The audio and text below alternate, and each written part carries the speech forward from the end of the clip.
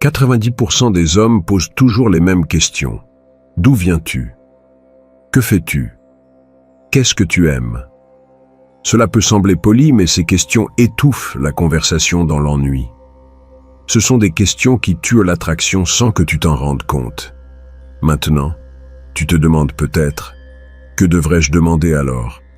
Il existe des questions conçues pour éveiller son côté le plus intime, des questions qui lui donnent l'impression que tu la connais mieux qu'elle-même. À la fin de cette vidéo, tu découvriras lesquelles et comment les utiliser. Si tu es nouveau sur cette chaîne, abonne-toi et reste jusqu'à la fin de la vidéo. Et pendant que tu y es, like et partage la vidéo. Et dans les commentaires de cette vidéo, je vous ai laissé un guide ultime sur l'art de parler aux femmes. Dans ce guide, vous trouverez tout ce qu'il vous faut afin de maîtriser l'art de parler aux femmes. Passons maintenant à ce qui compte vraiment. Avant de continuer, je veux que tu fasses quelque chose avec moi. Pense à la dernière fois que tu as rencontré une femme qui t'intéressait vraiment. Quelle fut la première question que tu lui as posée? Si tu es comme 90% des hommes, c'était sûrement une de ces 3 questions banales. Voici le problème que personne ne t'a expliqué jusqu'ici. Quand tu demandes « D'où viens-tu ?», son cerveau se met automatiquement en mode déconnexion. Ce n'est pas qu'elle soit impolie ou désintéressée, c'est une question de biologie. Le cerveau humain, surtout féminin, est programmé pour reconnaître les schémas. Lorsqu'il détecte quelque chose d'entendu 1000 fois, il se met en pilote automatique, comme conduire tous les jours le même trajet au travail sans s'en souvenir. Mais ce que la plupart des hommes ne comprennent pas, c'est que les femmes ne répondent pas seulement à tes questions. Elles évaluent constamment ton niveau de compréhension du jeu social. Chaque question que tu poses, c'est comme montrer tes cartes dans une partie de poker. Quand tu poses des questions évidentes, tu montres que ta main est vide. Après des années d'études, j'ai appris que les femmes les plus attirantes entendent les mêmes questions basiques entre 15 et 20 fois par semaine. Imagine. C'est comme si tu étais une célébrité et que 20 personnes te demandaient chaque jour comment c'est d'être célèbre. Après un moment, tu développes des réponses automatiques qui ne demandent aucune attention réelle. Voici où ça devient intéressant. Quand une femme répond en pilote automatique, elle perd non seulement l'intérêt pour la conversation, mais elle perd aussi l'intérêt pour toi. Son esprit inconscient te classe comme un homme de plus, un de ces 20 types qui l'ont abordé la semaine avec les mêmes questions usées. Cependant, il existe un moyen de briser ce schéma, et c'est là que la véritable psychologie entre en jeu. Le cerveau féminin réagit intensément à l'inattendu, à ce qui brise la routine mentale. C'est comme quand tu es dans une pièce silencieuse et qu'une mélodie inconnue se fait entendre. Toute ton attention se focalise immédiatement sur ce son. Machiavel a écrit que celui qui contrôle les circonstances contrôle le résultat. Dans une conversation, c'est toi qui contrôles les circonstances par le type de questions que tu poses. Si tu poses les questions que tout le monde pose, tu obtiens les réponses que tout le monde obtient. Mais si tu poses des questions que personne ne fait, tu obtiens son attention entière, son intérêt réel.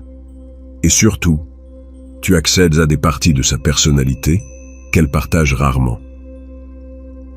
La différence entre un homme moyen et un homme magnétique ne réside pas dans le physique, l'argent ou le travail, mais dans sa capacité à susciter une curiosité authentique au lieu d'obtenir des réponses prévisibles. C'est sa capacité à faire sentir à une femme qu'elle est vue, non interrogée. Voilà pourquoi les questions conventionnelles sont si dangereuses. Elles ne sont pas seulement ennuyeuses, elles te positionnent comme quelqu'un qui ne comprend pas le vrai jeu. Tu deviens l'un de la file d'attente, attendant ton tour pour poser les mêmes questions que les 19 hommes avant toi. Écoute bien ceci. Quand une femme sent que tu la comprends mieux que les autres hommes, que tu vois quelque chose en elle que personne d'autre ne voit, quelque chose de puissant se produit dans son esprit. Elle commence à te percevoir comme différent, spécial, quelqu'un qui mérite d'être connu davantage. Et voici un secret que très peu d'hommes connaissent. Tu n'as pas besoin d'être le plus beau, le plus riche ou le plus réussi pour susciter cet intérêt. Il te suffit de poser les bonnes questions, celles qui la font réfléchir sur elle-même d'une manière nouvelle, qui éveillent sa curiosité sur toi, qui créent une connexion émotionnelle authentique plutôt qu'un simple échange d'informations basiques. Si ce que tu apprends ici te fait découvrir une manière complètement nouvelle de comprendre l'attraction féminine, je t'invite à devenir membre de cette chaîne. Ton soutien me permet de continuer à rechercher et à partager ces connaissances capables de transformer ta vie sociale et amoureuse. C'est un petit investissement qui peut tout changer pour toi. Dans le prochain chapitre, je te révélerai comment identifier ces aspects cachés de sa personnalité qu'elle ignore elle-même vouloir partager, et comment poser les questions qui les réveillent. Maintenant que tu comprends pourquoi les questions évidentes te sabotent, laisse-moi t'emmener au niveau supérieur. Ce que je vais te dévoiler est tellement puissant que tu ne l'as probablement jamais entendu de cette manière ailleurs. Chaque femme porte en elle des secrets qu'elle n'a jamais formulés à voix haute. Pensées, sentiments, expériences qui vivent au fond d'elle, mais qui n'ont jamais trouvé le moment propice pour émerger. Imagine cela comme une radio toujours réglée sur une station très basse, si basse qu'on ne l'entend presque pas, mais qui transmet en continu. Ton travail n'est pas de lui demander ce qu'elle fait le week-end, c'est de devenir l'homme qui règle cette station secrète à plein volume pour la première fois depuis longtemps. Je vais te confier ce que j'ai découvert après des années d'observation des interactions entre hommes et femmes. Les femmes ne tombent pas amoureuses des hommes qui les impressionnent par des faits sur eux-mêmes, mais de ceux qui les aident à découvrir des choses nouvelles sur elles-mêmes. C'est la différence entre être un miroir qui ne montre que ce qu'elles connaissent déjà, et être une loupe qui leur permet de voir des détails qu'elles n'avaient jamais remarqués.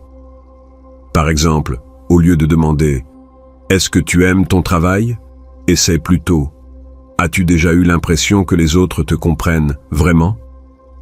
Arrête-toi là et observe ce qui se passe.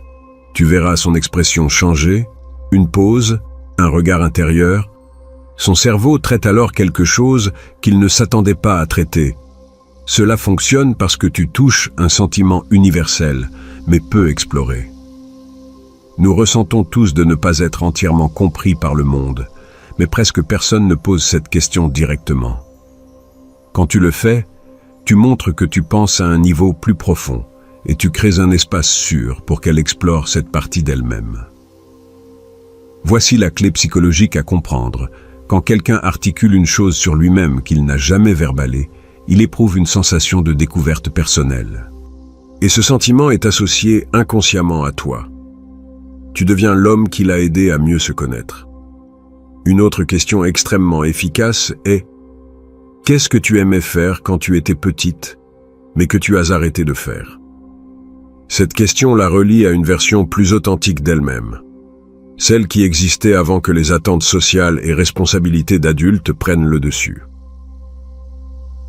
Quand elle te parle de combien elle aimait dessiner, danser ou inventer des histoires, et comment elle a abandonné ça, elle te partage quelque chose d'intime, pas dans le sens sexuel, mais émotionnel. Une perte, un désir endormi, une part de son essence qu'elle garde précieusement. Là, on applique une idée que les grands stratèges ont comprise depuis des siècles. Machiavel savait que le vrai pouvoir ne vient pas de la force brute, mais d'une compréhension profonde des motivations humaines. En séduction, ton pouvoir ne vient pas d'impressionner par des réussites externes, mais de comprendre les motivations émotionnelles qu'elle explore elle-même. Attention cependant, en posant ces questions, ne deviens pas son thérapeute. Le but n'est pas de résoudre sa vie, mais de créer une véritable connexion émotionnelle. Écoute ses réponses, pose des questions ouvertes qui montrent que tu es vraiment attentif, mais garde la conversation fluide et naturelle. Une technique avancée qui marche très bien est la question du contraste émotionnel. Quand as-tu ressenti pour la dernière fois que tu étais vraiment toi-même? Cette question est puissante, puisqu'elle implique que tu comprends que la personne peut montrer une façade au monde, tout en se sentant différemment à l'intérieur. La plupart des femmes vivent une forme d'acteur social constant. Être professionnelles au travail, empathiques avec la famille, amicales avec les connaissances. Rarement quelqu'un les interroge sur ces moments où elles peuvent baisser leur masque et simplement être elles-mêmes. En posant cette question, tu reconnais implicitement la complexité de leur expérience moderne. Tu montres que tu ne les vois pas comme un simple ensemble de traits superficiels, mais comme un humain complexe avec de profondes couches émotionnelles. Voici le secret qui sépare l'homme moyen de l'homme magnétique.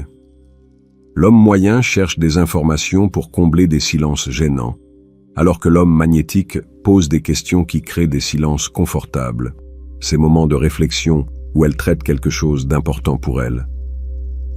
Quand tu y parviens, quand tu fais que la femme se connecte à toi par la connaissance d'elle-même et non par un échange de données superficielles, il se passe quelque chose de magique.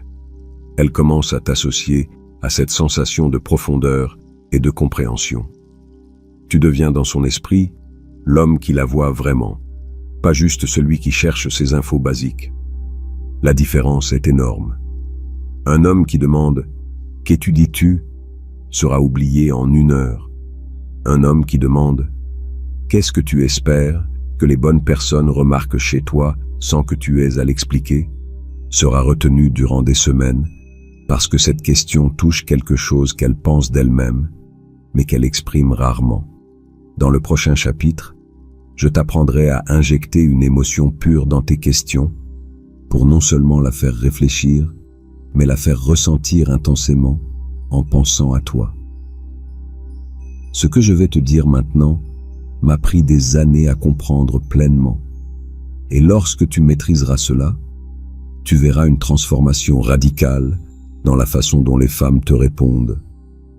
La différence entre un homme oubliable et un homme inoubliable ne réside pas dans la quantité d'informations échangées, mais dans l'intensité émotionnelle qu'il est capable de générer. Pense-y ainsi. Ton esprit peut oublier des données, noms, dates, même des conversations, mais jamais comment quelqu'un t'a fait ressentir. Cette sensation s'imprime comme un tatouage émotionnel, et les femmes, avec leur cerveau naturellement plus connecté aux émotions, y sont particulièrement sensibles. L'erreur de 95% des hommes est qu'ils veulent paraître intelligents, informés, intéressants. Ils posent des questions qui semblent impressionnantes, mais ne font vibrer aucune fibre émotionnelle chez elles. C'est comme essayer d'allumer un feu en soufflant de l'air froid. Tu fais quelque chose, mais tu ne crées pas de chaleur. Voici un exemple concret. La question typique « Quels sont tes plans pour le week-end » semble normale, polie, sûre, mais est un pur bloc de glace émotionnel. Son esprit répond automatiquement « Je sors avec des amis » ou « Je vais probablement rester à la maison ». Des données, 0 voltage émotionnel. Maintenant, prends la même intention, mais ajoute-y de l'émotion. Quelle est la seule chose que tu ferais ce week-end si tu savais que personne ne te jugerait? Boum, tu viens de toucher quelque chose de complètement différent. Tu ne lui demandes pas ses plans, mais ses désirs secrets, ses impulsions réprimées, ce qu'elle voudrait faire sans oser. Cette question fonctionne car elle reconnaît un fait universel. Nous sommes constamment surveillés par le regard social. Tout le monde a des envies qu'il garde pour lui par peur d'être jugé. En reconnaissant cette réalité, tu crées instantanément une connexion émotionnelle. Voici le principe psychologique que tu dois graver dans ton esprit. Les émotions sont contagieuses. Si tu parles d'un lieu émotionnel authentique, elle va commencer à ressentir les mêmes émotions. Si tu parles d'un lieu froid et logique, elle répondra de la même façon froide. Par conséquent, les questions les plus puissantes ne sont pas des questions au sens traditionnel. Ce sont des invitations émotionnelles déguisées en questions. Par exemple, « As-tu déjà eu l'impression de vivre la vie que tu veux vraiment ou celle que tu penses devoir vouloir? Cette question ne cherche pas de fait, mais une confession émotionnelle. Ceci fait intervenir une idée que les grands stratèges de la persuasion ont comprise depuis longtemps. Lorsqu'une personne s'ouvre émotionnellement, qu'elle partage une vulnérabilité, elle ressent automatiquement une connexion plus profonde avec toi. C'est de la psychologie basique. On associe vulnérabilité et intimité. Mais attention, il y a une grande différence entre poser des questions qui génèrent de l'émotion et celles qui créent de l'inconfort. La clé est dans le contexte émotionnel que tu crées. Si tu poses ces questions avec une curiosité sincère et sans jugement, elle se sentira en sécurité pour s'ouvrir. Si tu les poses comme un interrogatoire ou avec manipulation évidente, elle lèvera ses défenses. Une technique que j'utilise souvent est celle des questions miroirs émotionnelles. Au lieu de lui demander des faits externes, tu la fais réfléchir sur son monde intérieur. Par exemple, quand as-tu fait quelque chose qui t'a vraiment ému pour de bon? Pas juste quelque chose d'amusant ou bien, mais qui t'a vraiment fait vibrer. Vois la différence. Tu ne lui demandes pas ce qu'elle a fait le week-end dernier, mais comment elle vit la relation avec l'émotion elle-même. Tu touches sa fin d'expérience vraie, son besoin de se sentir vivante, sa possible frustration face à la routine qui nous déconnecte souvent de ce qui nous fait vraiment vibrer. D'après mon expérience, les femmes sont en demande de ce genre de conversation. Elles passent leur journée à naviguer parmi des rapports superficiels, des interactions automatiques, des bavardages qui ne touchent rien de profond. Quand un homme arrive et pose ces questions qui les relient à leurs émotions authentiques, c'est comme de l'eau dans le désert. Je vais te donner une autre arme puissante, les questions qui créent la nostalgie émotionnelle. Qu'est-ce que tu regrettes de toi-même? Une partie de toi que tu étais, mais que tu as perdue. Cette question est dévastatrice parce que tout le monde, à un certain niveau, ressent qu'il a perdu des morceaux de lui en grandissant. Toucher cette nostalgie crée une émotion instantanée et profonde. Maintenant, j'aimerais savoir ton avis. Selon ton expérience, qu'est-ce qui fonctionne le mieux pour créer une connexion émotionnelle immédiate? A. Une question inattendue qui la fait réfléchir à elle-même. B. Un commentaire d'observation qui montre que tu la vois vraiment. Écris A ou B dans les commentaires et dis-moi brièvement pourquoi tu as choisi cette option.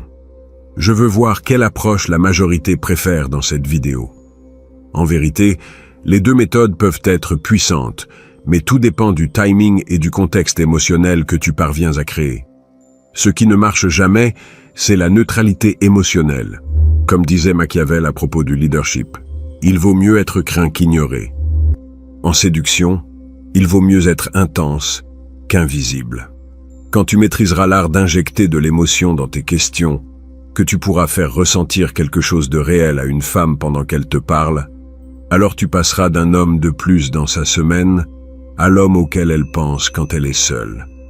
Dans le prochain chapitre, je te révélerai les 3 techniques psychologiques les plus puissantes pour créer une dépendance conversationnelle. Des techniques qui feront qu'elle ne pourra pas te sortir de sa tête. Nous y voilà, le moment que tu attendais. Tout ce que nous avons vu avant te prépare à ça. Je vais te livrer les 3 techniques les plus dévastatrices pour faire des questions qui créent une addiction mentale. Ce ne sont pas des astuces bon marché, ni des phrases toutes faites. Ce sont de vraies armes psychologiques qui, une fois maîtrisées, transformeront complètement ton pouvoir d'attraction. Première arme, les prémices implicites qui te positionnent comme l'expert d'elle. La plupart des hommes supplient une validation à travers leurs questions. Tu aimes ça? Tu penses quoi de ça? En gros, ils demandent la permission d'exister dans son monde. Mais les hommes qui comprennent réellement le jeu font tout autrement. Ils ne demandent pas l'information, ils la présument. Au lieu de demander « Es-tu plutôt introverti ou extraverti ?» Essaie Tu es de ces personnes qui ont besoin des autres, mais seulement en doses assez spécifiques. Trop d'énergie sociale te fatigue, même si personne ne s'en rend compte. Regarde ce qui se passe ensuite. Elle va faire une pause, réfléchir, puis te dire pourquoi tu as raison ou pas. Tu vois la différence? Dans le premier cas, tu es celui qui apprend, qui demande de l'info. Dans le second, tu es l'expert qui observe. Voici la clé psychologique. On respecte davantage celui qui démontre une compréhension que celui qui la demande. Cette technique marche parce que tu parles d'une position d'autorité émotionnelle. Tu ne cherches pas à la déchiffrer, tu montres que tu la comprends déjà. Et quand une femme sent qu'un homme la comprend mieux qu'elle-même, quelque chose de puissant s'active dans son esprit. Tu deviens quelqu'un de spécial, quelqu'un qui voit ce que d'autres ne voient pas. Deuxième arme, les boucles mentales qui l'accrochent sans qu'elle s'en rende compte. Le cerveau humain a un besoin obsessionnel de boucler les cercles incomplets. C'est pourquoi on continue de penser à une chanson qu'on a entendue en partie ou à une conversation jamais terminée. Les maîtres de la persuasion utilisent cela depuis des siècles. Voici comment tu l'utilises. Tu lui dis « Il y a quelque chose que tu ne m'as pas encore dit.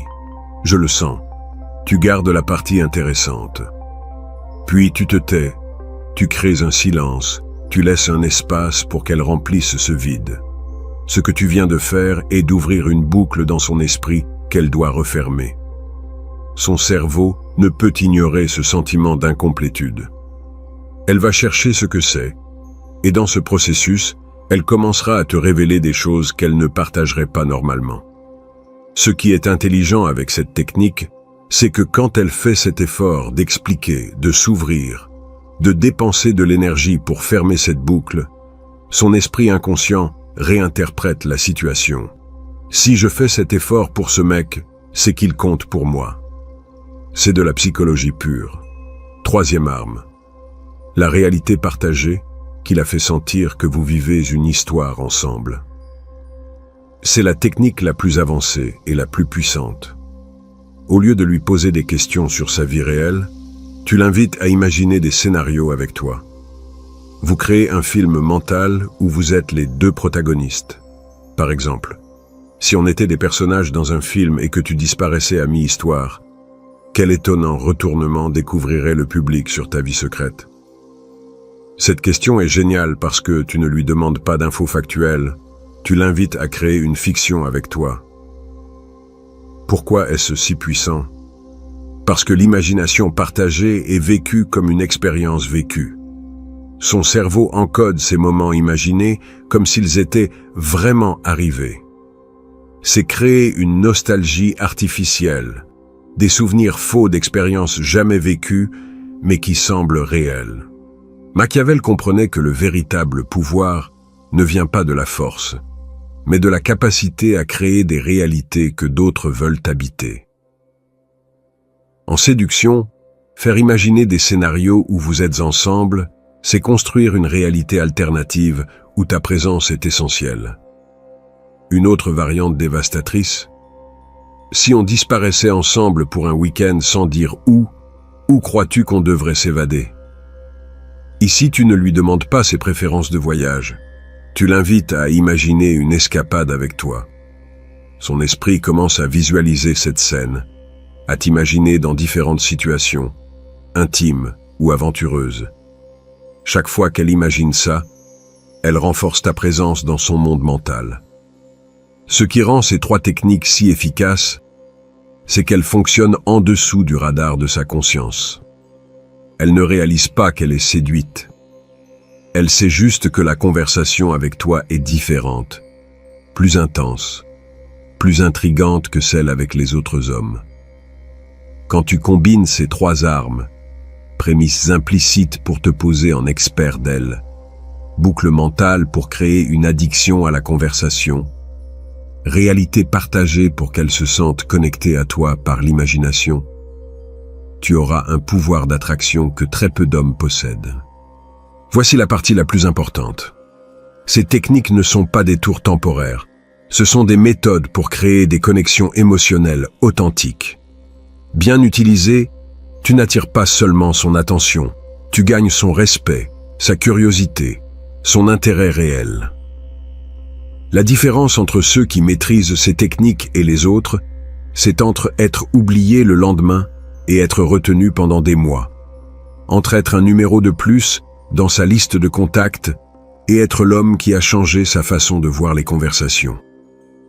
Pour clore cette vidéo, je vais te donner la perspective finale qui relie tout ça et te laisser avec une compréhension pleine de la puissance d'une question bien posée.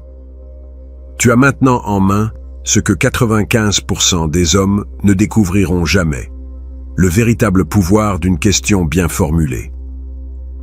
Il ne s'agit pas d'être le plus beau ni le plus réussi, mais d'être l'homme qui la comprend, quand personne d'autre ne le fait. Ces techniques vont révolutionner ton jeu pour toujours, mais seulement si tu les utilises. Ne les garde pas pour toi, mets-les en pratique.